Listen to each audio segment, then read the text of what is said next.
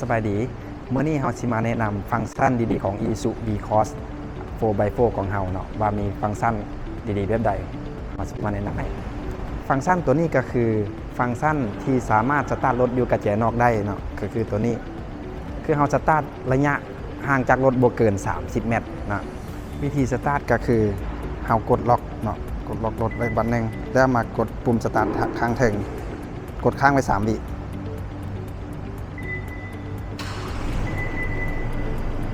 หลังจากรถสตาร์ทแล้วเนาะเวลาเฮาย่างเข้ามาหารถ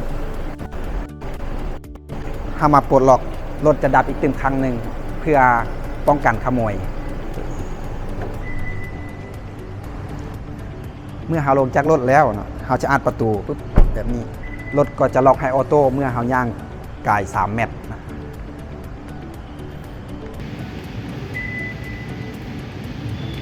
ท่านใดสนใจรถเข้ามาเบิ่งรถตัวจริงนำเฮาได้อยู่ที่ศูนย์อีซูลาวบริการตั้งอยู่บ้านหนองบึกเหนือเมืองศรีโคตรตะบองนครหลวงเวียงจันทน์หรือโทรสายด่วนหาพวกเฮาได้